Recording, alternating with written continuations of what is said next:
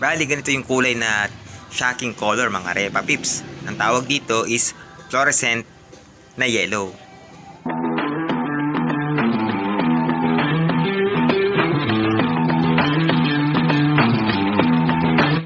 Bago tayo mag-umpisa magpintura mga Repa Pips, kailangan muna natin linisin yung ating mga pipinturahan.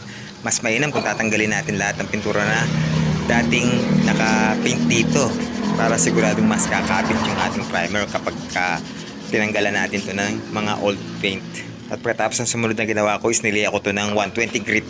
120 grit na papelilya na yung ginamit ko para magkaroon siya ng grooving para kakapit dun yung ating epoxy primer kapag in-spray na natin to.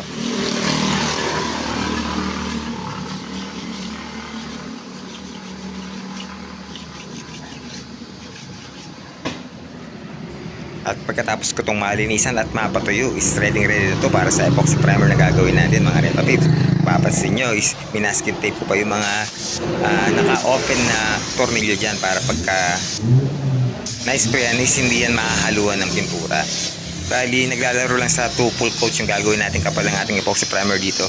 At may interval tayo na 15 minutes at 2 hours na drying time bago natin to pwedeng liyain mga Repa Pips. Bali, pagkalipas nga ng 2 oras na pinatuyo natin to mga Repa is pwede na natin itong liyain gamit naman yung 600 grit na papelilya para pipino yung ating primer dito para pagka pinase coat na natin is makinis na siya agad.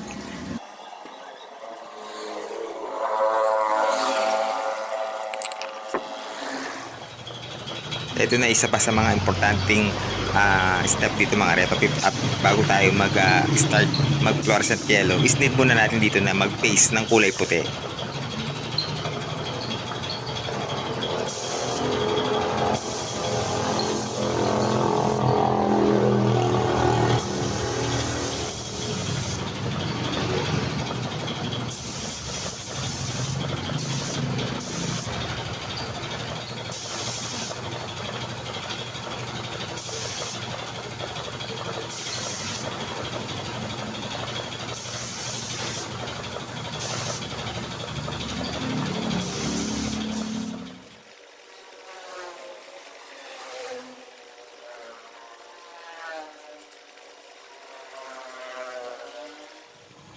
Bali, ito natapos na natin mapinturahan ng kulay puti mga Repa Pips. Pagka ito in-sprayan natin ng fluorescent na yellow, is maganda yung kalalabasan.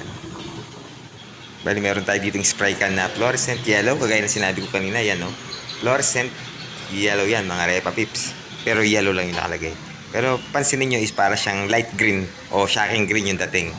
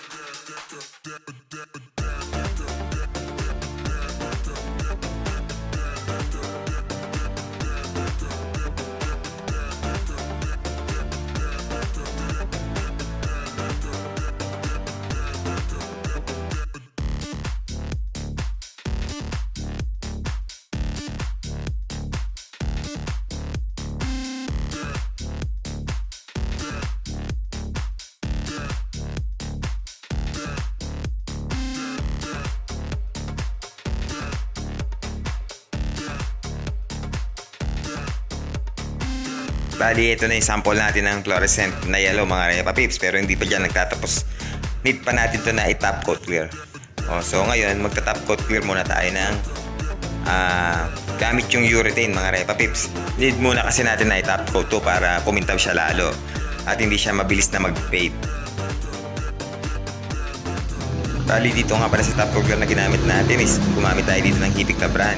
Ito yung ginamit ko top coat clear kasi dito is hindi na tayo maghahalo ng thinner.